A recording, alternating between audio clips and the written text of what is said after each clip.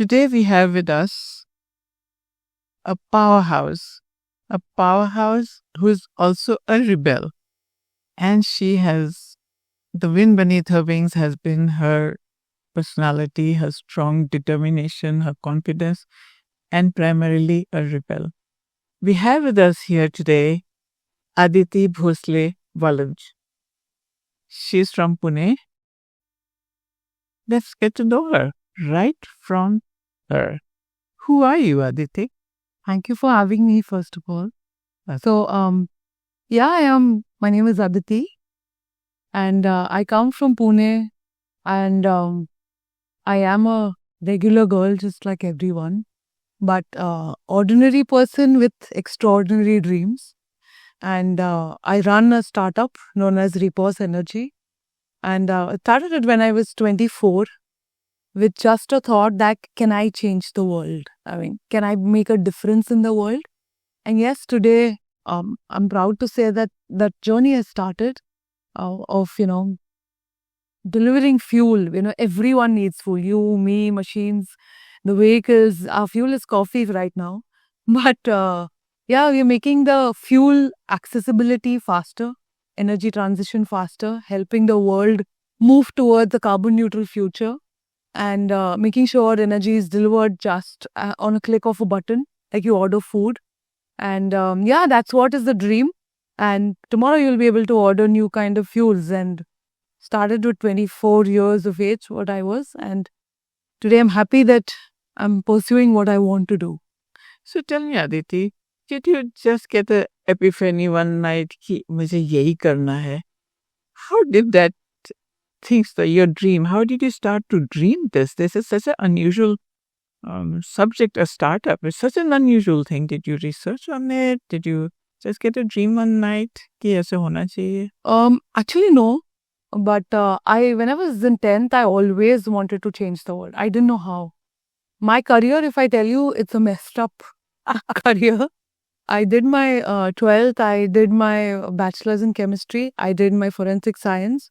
Then I saw this is not for me. Then I did geopolitics, security, international relations. And I thought I would study Shakespeare. Then I was going for my master's in communications to the US. I said, let me do this. But honestly, in all this thing, I never thought I'll do a business. Because that's something which I come from a background where it was not usual for a girl to run a business. So that is not something I wanted. But I wanted to do something big. And I think the one person who I have learned from to dream big is Priyanka Chopra. Oh, I happens to be your daughter. That story. Happens to be your daughter. I was confused, lost in my life, where everyone around me told that girls are not supposed to dream big. Everyone around. I told the primary duty of a girl is to study basic education, graduation, get married, learn to cook, have kids. And did you come from that kind of a family? And everyone around, when they tell you, "Arey, khana banana seekho, shaadi kaun karega?" And I happened to meet PC at Pune airport when I knew she was there, and I was fortunate enough to have a conversation with her in the car. And she told me that just don't listen to anyone. If you have a dream, go after that, and it doesn't matter what you're doing today.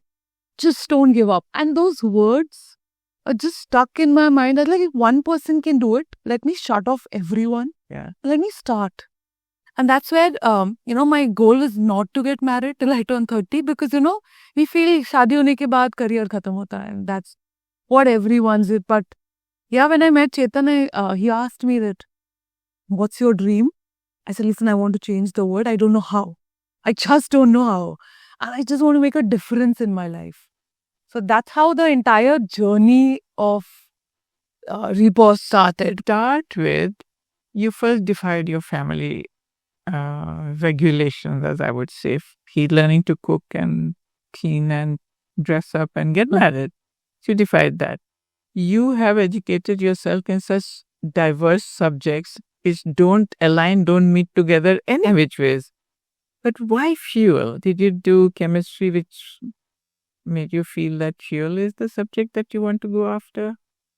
Or did you run out of petrol one day and say कि अरे मेरी गाड़ी नहीं चल रही है, I wish there was a tank here जो आके मुझे A डाल. very interesting question. No one asked me this before, why fuel? But Chetan's and my, we come from a business families. His one of the business was fuel stations.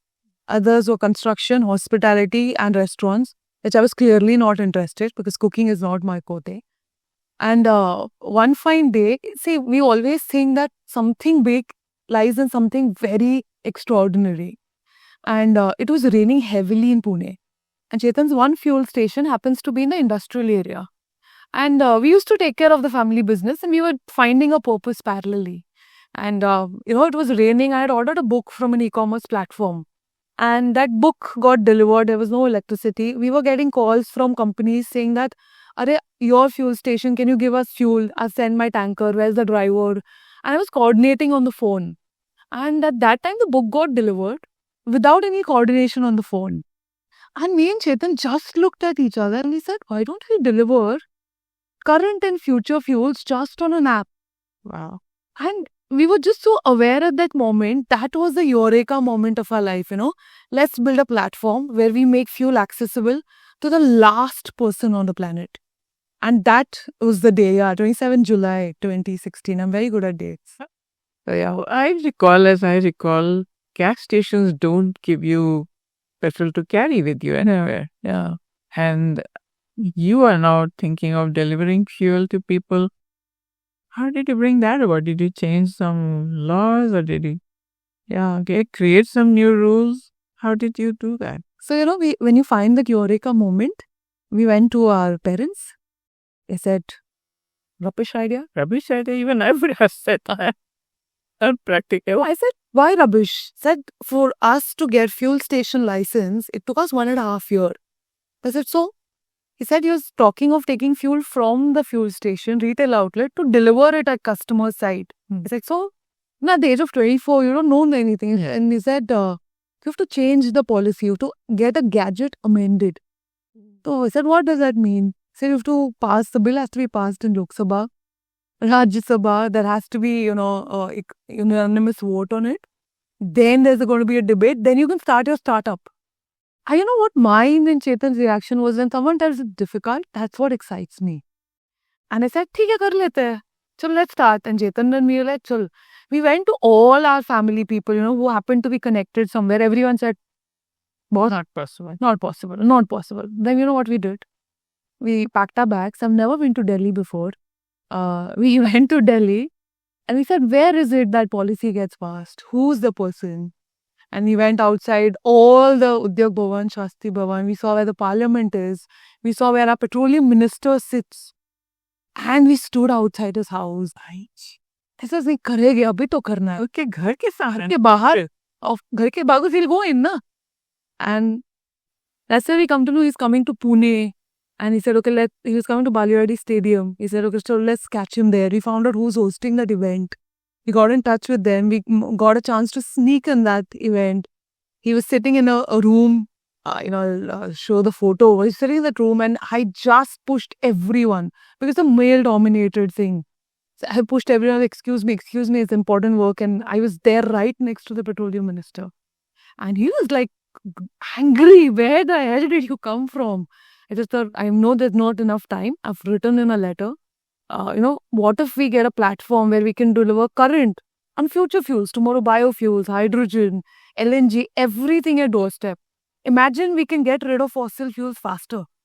And he's like, who are you? I'm borrowed. And I put the letter into him and within a month, the petroleum minister tweeted saying that India is planning a revolutionary thing of delivering petrol, diesel and all kinds of fuel on an e-commerce platform. And that's where we thought now no looking back. Just on that tweet, we said no looking back. And long story, but we pursued that within 2 years. We sent letters, stood outside even the Prime Minister's house, but not allowed because, and a lot of things happened finally in 2019. June 2019, the policy was passed successfully within 2 years, which was last amended in 1985 or something. And yeah, government said now you can start doorstep delivery of fuel officially. You with a matchstick. Yeah, Chetan and me, we said we have to do this.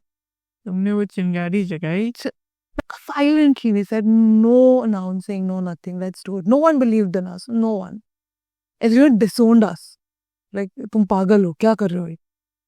So now that you've told me such a story which proves your gumption and your daring, did you think ever in your life that you had a gender bias that you had to fight? Like you said, you male dominated, I had to push my way.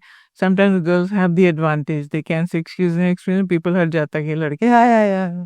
But did you face gender bias while you were heading towards your dream? Yeah, I mean, I still face today. But there was one interview last year that I did, and I was asked that how many times did you, feel that, you're a woman? And that's why I realized I never thought of myself that, okay, woman hair, and, people are supposed to look at you like that. And yeah, right from my childhood, I mean, अरे लड़की है तू लड़की है लड़कियों को ऐसे नहीं सोचना लड़की है जा अंदर जा लड़की है आज लग क्या है लड़की है तो I mean I can do the same things.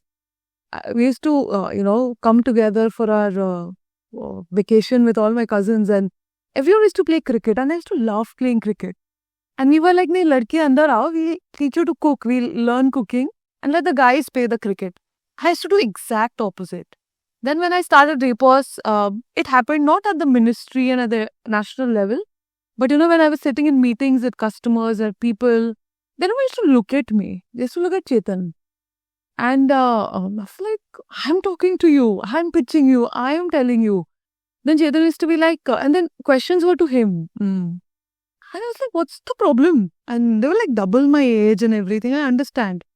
Then Chetan used to say, no, but Aditi takes the decisions. And that's why he used to keep quiet. And he's the one who's been like a silent backbone for me, pushing, telling everyone, hey, listen, she takes the decisions. So how did you meet this unbelievable person who is your backbone and who encourages you to be the front runner? I was supposed, I'm born and brought up in the family, and I've seen that after you get married, you can't pursue a lot of things that you want to. So I thought I'll not get married till I set my career, and I was going to the States for my education and was waiting for my visa. So my parents and his parents are friends, and they said, let's go, to his restaurant for food. I said, wow, I love food, so we'll go. So we went, and there was a meeting set up, and I said, and I got a clue of it. So I said, I'm going to come in my rugged jeans and my boots, so that, even if it is, the people should reject me. And I went like that, my jeans and, those denim jackets. And everyone at his end were decorated and decked up. Are ladki vekhne hai, ladki ka hai? I was like, okay. And we were sitting and, he was the first person I met ever in my life who asked me, Aditi, what's your dream? I thought he'll ask me, do you know cooking? Oh dear. He asked me, what's your dream? And I said, I want to do this, I want to make a difference. And he's like, great, because I don't want to marry someone who just wants to sit at home cook. Because I can get someone to cook. My parents can look after themselves. And you dream, you tell me what to do, you show me a direction, and I'm a great executor. And he said, I don't want to change the world, you want to, so I will be with you. And that's how I said, let's get to know each other. And yes, in a month, my visa came, I didn't go to the US. And within a month, I got engaged, and in 2 months, I got married to her. Oh, It's been like 9 years since you're married. So you took a spot decision the same. It felt right. right. It felt right. Good. So and he's still keeping his promise all these years that you've been married. Touch wood, yes. He's been that backbone. Never, he's never been that male person carrying admi hu. So do your parents have they changed their mind? Do they think differently about you, or are they thinking, ye ladki ko kya ho gaya? They, once you start, at the end, whatever people say, success speaks a lot. Yeah. You have to be successful in whatever areas, in terms of your marriage, friends. So, yeah, I think I know for sure now my parents are like, Acha, nice. I'm proud of you. कर लिया. कर लिया. Now they speak about, अच्छा Aditi ऐसे करती है अभी, ये ऐसे करती है. And I've seen that drastically change 360 degrees. Before, I got married, I mean 2-3 years after marriage when you're struggling to get things done. And now I can say, everyone, his parents, my parents are now the backbone. Correct, tum karo. You just do, take care of yourself. No, you do, we'll take care of everything at the back end. So what is your me time like? What do you do for me time? So, I am a morning person. I wake up at 4:30 in the morning. That 5 o'clock to 7:30 is my time. Meditation is something which I love to do. I love to sit in silence. I love reading. I can read 7-8 books in a week. And I like writing. And that's just me, the books, writing, and nothing else. So, and a cup of coffee or a tea. And that's it. I mean, I do that every week. I need that time because that's my fuel. If I don't get my cup full, I cannot do anything. It keeps me calm, keeps me very sane. So where do you place your happy quotient now on a scale of 1 to 10? I think 11. 11. Good, that's good, 11. So you're happy that your business is doing good. You're happy that you have a wonderful family life. Yeah. You're happy that everybody who mattered to you now think good about you. The turning point was when no one believed, Chaitanya and me, when we said this idea needs to go to 190 countries of the world. We need a mentor. And that's how Ratan Tata sir happened to us. Oh. He was the first person who believed us before our parents. It was, we stood outside his house. And, he used to tell me, Aditi, you told the story once, now there are people queued up. And we waited for 13 hours, sneaked in letters in the house and told him that we have an idea which can transform the energy distribution. It can change India. We can make fuel reach to the last person in the country. And 10:30 p.m., my phone starts ringing because I went back to the room. We were very happy waiting. It was a nice period. And my phone rang. I'm like, can I speak to Aditi? It was like 10:30 in the night. I was like, Many who's speaking? And the person said, this is Ratan Tata here. And that I still get goosebumps. And that day changed. He's like, Aditi, can you come for a coffee, you and Chetan? I want to know the idea. And it's Sunday tomorrow. We'll meet at our house. So we went to his house. 15 minutes meeting turned to 4 hours. And that's where he said, this is a revolutionary idea, guys, don't give up and pursue this. Even before the policy, even before our parents, he was the man who said that I'm behind you, I'll be your mentor. He said, how much money do you need? I said, sir, nahi chahiye, paisa hai. Family run businesses, we have money. Tell us, give us a direction to life. And that's where he said, I'm your mentor, okay. And our journey started with him. Last 7 years, he's been a mentor, fourth investor, a confidant. Wherever we pick up the phone, he can talk, he calls, we can, he used to call and, right from his dog passed away, he used to call us. So, that was the relation. And he always wanted to keep things very private. But then our parents said, Ratan Tata has believed, matlab kuch to rahega. And everyone around the world. And you know what? He saw that. He said, Aditi and Chetan, let me put money in you because people will not trust you guys. He didn't ask for money.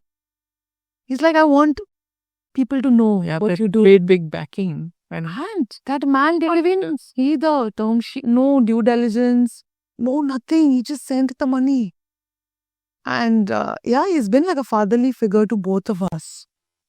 So do you attribute all these strange events, I would call them, but fabulous events in your life that help you make a success of this unknown, first time in the world kind of a business? Do you attribute it to your confidence, your gumption, your luck? A combination of all three. I feel I and me and Chetan, we just know one thing, that you tell us to work for 24 hours, we're okay. We just know how to put in the hard work. Just know that. And no one can take that away from us because हमको और कुछ नहीं आता है. अब बोलो मेहनत करना है हम करेंगे. And with this, I mean from day one, I was a very confidence is something I thought if I don't get it in the room, no one is going to look at me, hear me out, listen to me, or believe in me. Because what we were trying to build never existed in the world. So the only thing that spoke up is the confidence. And my belief and Chetan's belief in that. And yeah, I think even Ratan Tata sir, he's like, how can you guys, and the way we pitched, the way we told him, the way he felt confident about us. So I think confidence is contagious. I think confidence is your best accessory, as Priyanka said.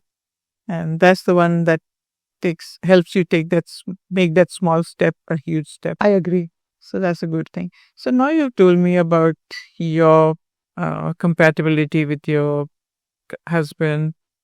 You've told me about him being your friend, him being your business partner, him being your rock. What are you as his wife? I, as his wife, I'm a very transparent person. I'm his best friend first.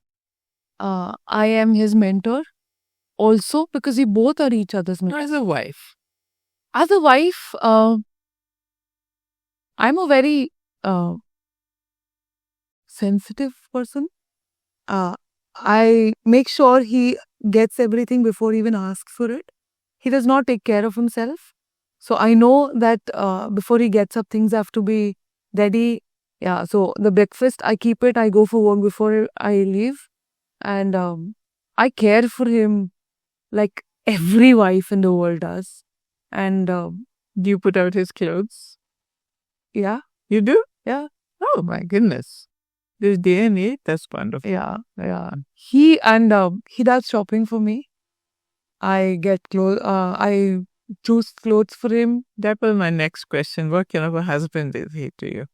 Besides you. Because no one asked me this question, what kind of a wife, so I'm still thinking, yeah. But as a husband, I can tell. Does he tell you to cook his favorite snack or never? He never. He knows I hate cooking. All right. He never. I don't like the fact that I'm not good at mixing things. Does he ask you, should I wear this? Yeah, this soft school. He'll ask me everything, He will, every major decision, he's like, Aditya, I need to talk to you. This is what I'm thinking. Do you think it's right? I think this is the thing. Your suggestion will be helpful. Any important event, he wants me by my side. He does not want to take the first step. When it is, the limelight, he's like, no, you have to go there. And I've never seen a man in my life. He's very self-assured. That's what I feel. He's like, I don't, you go, you have to talk, you have to do things. And as a husband, I think I'm blessed to have him because he's more than a husband. We married on a level of a very higher purpose. So marriage is beyond that husband-wife fighting. 9 years, we've never fought on the cliched issues, never. It's just about work. Never about the tolya rakta hai. That would be an argument and that would be like a discussion. It's not a fight. Yeah, so he never raises his voice. Never in 9 years he's fought. Where is this man? Never had he argued. Never. No argument. Whenever there's a disconnect, he keeps quiet. No argument in 9 years of our marriage. So, yeah, I think he's raised like that by my second mom, my mother-in-law. By law, she happens to be my mother. But yeah, he's been raised like that. Very well. Right. I'm glad you give the credit to the parents because kids they mimic their parents. They follow the examples of the parents and they become true replicas of the parents as they age, for both girl and the man.